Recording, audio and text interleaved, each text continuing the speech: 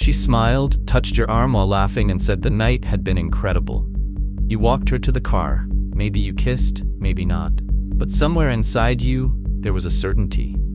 She liked me. You go home with a slight pride, your chest warmed by this possible connection, and still with the fresh memory of the conversation, the exchange of glances and the touches. You open your phone and text, "Did you get home safely?" Or, "I loved tonight." And then, what was warmth turns into waiting. Her silence wasn't part of the plan. Anxiety grows, expectation consumes you. And what you don't know is that this message, sent on emotional impulse, was the first invisible step towards becoming the guy she forgets. It seems contradictory, but the truth is that silence right after the first date doesn't destroy connections. It creates desire. In the male mind, nurtured by centuries of logical and rational training, absence seems like disinterest. But in the female mind, emotional, intuitive, and socially conditioned to value what is scarce, well-applied absence creates sexual tension and emotional mystery. And in this game, whoever gives everything away too quickly becomes predictable. And the predictable, as you may have already noticed, doesn't excite. Freud said that desire is born from lack, not from presence. And this isn't cheap poetry. It's neuroscience applied to attraction. Dopamine, the neurotransmitter of pleasure and anticipation, doesn't release when the reward arrives. It releases beforehand, when there is expectation. If you become easy to predict, always available, always kind, always reaffirming your interest, you become an open book. And she doesn't want an open book. She wants an unfinished narrative. The mistake most men make is confusing presence with intensity. They think that the faster they reinforce contact, the deeper the connection will be. But the female brain doesn't operate by logic. It responds to emotional stimuli. A man who disappears for 2 days activates a space in her mind that says, "Why didn't he contact me?" And this doubt turns into fascination. The opposite is also true. The man who responds quickly, who always validates, who constantly seeks approval, activates another space. He's nice, but I didn't feel that something extra. Napoleon Bonaparte used silence as a diplomatic weapon. When he received an important letter, he waited days before responding, even if he read it the moment it arrived. It was a valuable strategy. Whoever doesn't react immediately conveys power. And in the realm of seduction, power is silent. A man who takes too long to respond in the same minute, even unconsciously, communicates, "You are my central focus now." And nobody falls in love with someone who puts their own life on hold after a single date. This doesn't mean you need to play games or disappear like a ghost. It means you need to insert gaps in the narrative. The female mind fills these gaps with curiosity, assumptions, projections. And that's where the game gets interesting. Silence isn't empty, it's a mirror where she begins to reflect on you. So, what do you do in the first 48 hours after the date? Nothing. Absolutely nothing. No texting, no liking of stories, no reaction to anything. And that's not arrogance, it's building scarcity. It's about giving space for the energy generated in the encounter to transform into longing, into reflection. You need her to miss you, and missing someone is only possible in a void. From a practical point of view, you create an invisible tension. Her first thought is, "Did he not like me?" And here many men panic. But the man who masters the game knows that this question is gold. Because as soon as she begins to doubt her own perception of you, she starts to think more. And thinking more means more dopamine, more emotional involvement, more bonds forming. Casanova, the historical master of seduction, wasn't the most handsome, nor the richest. But he knew how to create this tension between presence and absence. He left letters in strategic places, appeared when he wasn't expected, and disappeared for days. He understood something that most modern men have forgotten. Desire isn't born in touch, but in the space between touches. Now pay attention to this point. Absence is not indifference. The indifferent man disappears because he doesn't care. The seductive man creates absence because he wants to generate impact. And the difference lies in the recalibration message. This message, sent 48 or 72 hours later, should seem natural, spontaneous, and light. Something like, "I was passing by a place that reminded me of a detail from our conversation." And you end with something open-ended that doesn't require a response. This isn't a direct reconciliation. It's a subtle reminder of your existence, without emotional demands. It's like a mental whisper. I exist, but I'm not waiting for you. When she receives this, her limbic system goes on alert, because her mind is trying to understand, did he like me or not? And since you didn't give everything away, the answer doesn't come easily, and it's precisely this absence of a response that keeps her hooked. We are addicted to closing cycles, to understanding narratives, and when someone leaves us open-ended, we become obsessed. You might be wondering, but what if she loses interest in this silence? If she loses interest because you disappeared for 2 days, she never had any real interest. She was seeking validation, entertainment, or just momentary companionship. But if there was chemistry, if you truly touched an emotional point in her, the silence will amplify it. And if you're afraid to apply this absence, what's at stake isn't her. It's your need to be accepted. The man who seduces after the date is the man who has the courage not to seek guarantees. He doesn't need a good night to validate his masculinity. He trusts what he planted and waits for the seed to grow without digging up the soil every 10 minutes to see if it has sprouted. And this is where the game changes. Because while everyone else is sending desperate messages, you become the outlier. The only one who understood the power of emotional scarcity. The only one who can maintain silence without seeming absent. The only one who doesn't need to beg for more attention, because he already understands that true desire isn't built in haste. It's cultivated with time, tension, and mystery. The seductive silence is in fact a gift, a space where she begins to remember, imagine, fantasize. And while she thinks about you, trying to understand why you're not there, you're becoming bigger than you really are. Because deep down, the true power lies in making her keep thinking even in your absence. And when she finally responds, the dynamic has already changed. Now you're no longer the man who had a date, you're the man who stayed in her mind. And that, my friend, is where seduction truly begins. The silence that came before served as the fire that warms the pot. Now it's time to add the right ingredients. If absence created the space, now is the time to occupy that space with a strategic presence. But beware, it's not just any presence. It's a presence that mirrors, that validates, that blurs the line between her and you. This is the point where seduction ceases to be conquest and becomes construction. You stop being the interesting man she met and begin to become the man she somehow feels she already knows. And then, my friend, she doesn't want to go out anymore, because you become familiar, but at the same time, different from everyone else. The human mind falls in love with mirrors, literally. Neurological tests have shown that the brain activates pleasure zones when it finds traces of itself in another person. That's why we adore those who share our beliefs, our rhythm, our language. This creates security. And security, when combined with emotional stimulation, becomes attachment. But the trick here is not to repeat what she says. That's cheap copying. The secret is to capture the emotion behind the words and return it to her in the form of recognition. That's emotional mirroring. It's like saying, without saying, I see you. And not only do I see you, I understand you. Imagine this. During the date, she commented on something seemingly random like, I feel different when I hear this song, or I've always had a silly fear of heights. The average man ignores it. The anxious man responds logically, really? There's no reason for that. The magnetic man does something else. He takes that and transforms it into a lens to show that he sees something she didn't even know she was revealing. He says something like, interesting you say that. Because for someone with that kind of sensitivity, it must be very easy to get lost in their own feelings, right? There you go. The magic has begun. You created something few men know how to do. Internal reflection. You didn't comment on what she said. You commented on who she is behind what she said. And when that happens, she feels something rare, that you are seeing her essence. And that's more powerful than any physical compliment, any flowers, or expensive dinners. Because the whole world tries to seduce the shell, but nobody tries to touch what's inside. When you succeed, she doesn't understand rationally. But emotionally, she starts to open up. And opening up is the first step to getting trapped. This is where you activate the master key, a brutally effective technique that involves repeating, in other words, the emotional essence of something she said days later.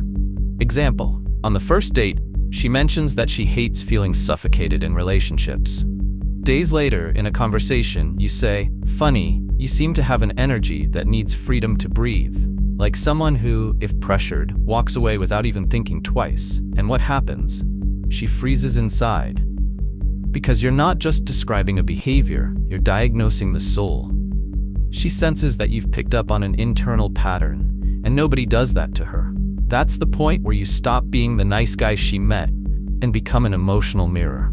And she starts doing what every woman does when she feels seen, sharing more, telling childhood stories, talking about traumas, revealing the shadow behind the makeup. And when she shows that shadow, don't judge, validate. Not with ready-made phrases like "I understand" or "it's normal," but with something like, "You know what's even crazier? Even with all this, you still seem to maintain a kind of sweetness that you can't force." Here, her heart doesn't melt, it surrenders. You also need to master the power of unfinished stories. Tell something about yourself strategically, leaving room for interpretation. Stories that end with a pause. Something like, "There was a moment when I almost gave up on an important project, but it's strange because a silly detail made me continue." And change the subject. She'll ask, she'll want to know. And when you tell her, she'll be emotionally engaged, and she'll associate that feeling with you.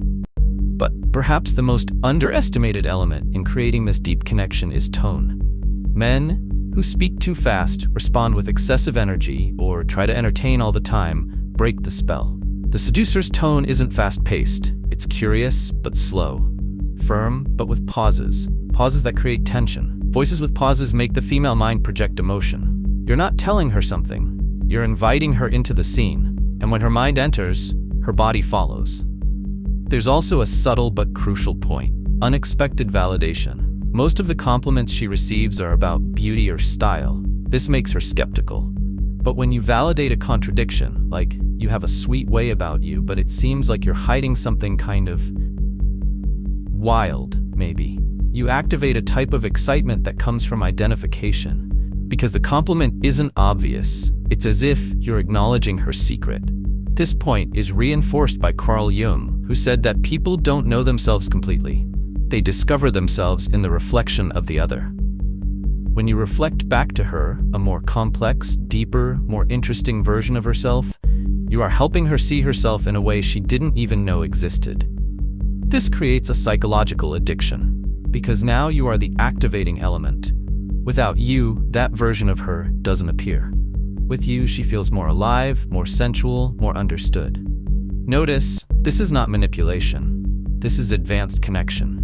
It's the ability to offer emotional presence in a world where everyone offers only superficial attention. And at this level, attachment doesn't arise from dependence. It arises from discovery. And now comes the critical point. Many men, after creating this connection, loosen up. They think they've already won. And then they return to the needy pattern. They start exaggerating contact, compliments, indirect demands. And at that moment, the magic fades, because the mystery disappears. You become just like everyone else. But the man who understands seduction as an art keeps the tension alive even after the connection. He talks to her, yes, but he's not always available. He's sweet, yes, but sparingly. He validates her, yes, but without losing emotional leadership. And that makes her wonder, does he also feel what I feel?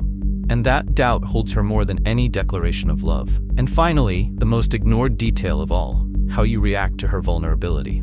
If she shares something painful and you respond by trying to fix it, you lose points. But if you respond with space, with real listening, with a look that says "I'm still here," even in silence, you create a bond that even she doesn't understand. Because you weren't scared by the shadow. You stayed. And that is almost impossible to find today. The philosopher Kierkegaard said that to love is to admire the soul of the other even when the form falls apart.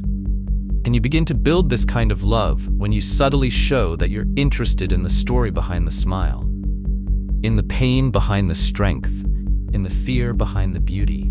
And that, even seeing all of that, you still want to be there. At that moment, she no longer feels like she's met a man. She feels like she's rediscovered something of herself. And that's when the game changes, because now, she doesn't want to lose you anymore. Up to this point, You've done what most never learn. You created a strategic absence, then filled that void with deep emotional connection. But that, in itself, doesn't guarantee she'll fall in love. It might generate interest, affection, even lust. But passion? No, because real passion is born from a poisoned doubt. Are others also feeling what I'm feeling for him? When this question begins to silently gnaw at her subconscious, you're no longer just someone she enjoyed dating. You're an addiction she needs to understand, control, and possess. And this is where the most ignored secret of modern seduction comes in. The seed of exclusivity. But understand, exclusivity doesn't begin with requests or promises. It begins with contrast, with how you position yourself in the world, with how you treat her. And at the same time, don't treat her as the center of your universe. Exclusivity isn't a demand. It's a reflection of perception. He could have anyone, but he's here. And this isn't said, it's felt. Because you act like someone who has options, but isn't desperate. Like someone who knows their own worth, but doesn't need to rub it in. Like someone who is difficult to decipher, but easy to desire. The man who masters this subtle step knows that human beings cling to what is rare. Psychologically, we value what we believe to be scarce. And in the field of seduction, scarcity isn't a lack of attention. It's the combination of selective presence with an aura of unpredictability. You need to be the one who appears intensely, but not all the time, who says the right things, but also disappears at unexpected moments, who creates real connections, but doesn't reveal everything about themselves. This duality activates a primitive circuit of competition. It's unconscious, but powerful. She starts observing more closely. She notices if other women look at you, if you like other photos, if you seem emotionally shielded. And at that moment, the magnetic field effect is born. You're not chasing after her. You're spinning on your own axis, and that pulls her in. It pulls her in because it challenges her. It pulls because it intrigues. It pulls because she starts to wonder, is he with me by choice or as a game? And it's at this point that you activate one of the most discreet and effective weapons of advanced seduction: elegant micro-jealousy. It's not about provoking insecurity. It's about planting a small shadow of competition in the back of her mind. A subtle comment, like, "It's curious how women with a vibe similar to yours have always had a place in my life." Or a story told inconclusively. "There was a time when I was involved with someone who seemed to see everything I said, but time revealed other things." These details are dangerously effective because they activate a layer of the female mind that says, "I need to stand out." And when she tries to stand out, she's already competing. And when she's competing, she's already emotionally trapped. But it doesn't stop there. There's another brutally powerful element in establishing exclusivity: the symbolic signature. This is something you do or say, always, and that becomes uniquely yours. It could be a unique gesture, a specific way of saying goodbye, an enigmatic question that always comes up, any symbol. But this little code acts as an emotional marker, and whenever she sees, hears, or thinks about it, she thinks of you. Casanova did this with gloves. He gifted his lovers with a single perfumed leather glove, always the left one, always with a different note. It was his trademark. The women, upon seeing or smelling that perfume, would enter an emotional trance, because the brain associates symbol with emotion. And when you become a symbol in someone's mind, you no longer need to be present to be remembered. James Bond, for example, doesn't talk too much. He doesn't try to convince. He just acts with a kind of silent confidence that makes women feel they are facing something they cannot tame. And that's precisely what attracts them, the untamed. The man who doesn't need to be loved to feel complete, but who, even so, offers moments of total presence. This contradiction between inaccessibility and intensity creates a magnetic tension. But beware, too much exclusivity too soon pushes people away. You can't seem like you only want something with her before she wants something only with you. Therefore, each demonstration of affection should come with a small negation: a compliment followed by absence, a caress followed by silence, an intense look followed by a look away. This game, which seems like manipulation to those who don't understand, is actually a psycho-emotional dance. And whoever doesn't dance, loses. You also need to activate the replay effect.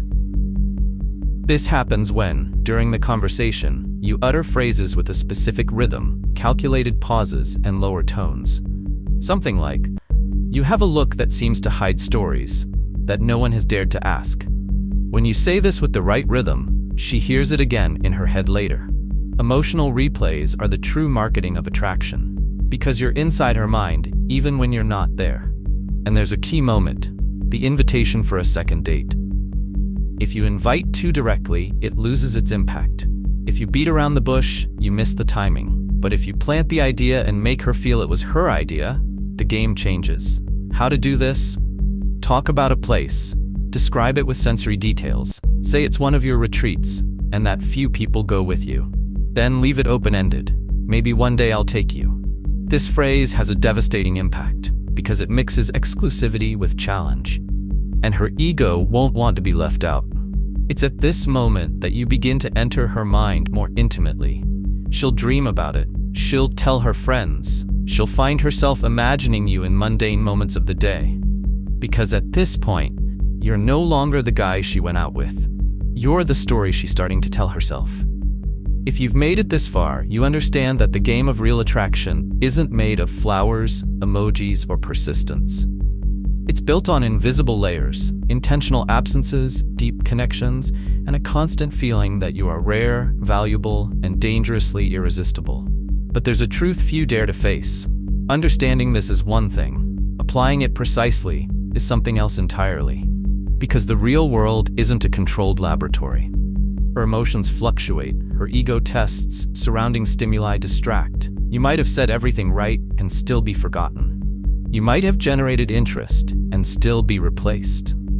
The difference between the man who understands the strategies and the man who embodies those strategies lies in how much he prepares, models himself, and programs himself to react precisely under emotional pressure. And that requires more than just information. It requires immersion. And that's exactly why the forbidden manual, How to Trigger Desire in 60 Seconds, exists. This audiobook isn't a shallow collection of ready-made phrases or a dictionary of generic tactics. It's a surgical manual designed to reprogram your behavior, your presence, and your communication in the first few seconds of contact with a woman. Because it's in those seconds that the unconscious decision about you happens. And if you mess up there, you've already lost. Even if it takes days to realize it. What you'll learn in this audiobook isn't bar tricks. They are real psychological triggers, field-tested, that activate curiosity, tension, and almost instantaneous fascination. Techniques that make her feel, and this is important, that something has changed inside her since you appeared. And when that happens, she doesn't easily return to normal. You become the reference point, the standard, the comparative man. Most men fight for attention. Whoever masters these codes provokes silence. The woman doesn't know why, but she thinks, she remembers, she listens again, she replays the conversation. And at some point she asks herself, what does this guy have? The answer lies in what you know she doesn't understand. And that knowledge begins when you decide you're going to stop improvising. When you understand that seduction isn't luck, it's emotional engineering. And that the biggest mistake of all is believing that simply being yourself is enough. If yourself isn't creating impact, desire, connection, or remembrance, then it's time to become your most magnetic, most strategic, most irresistible version. So now it's up to you.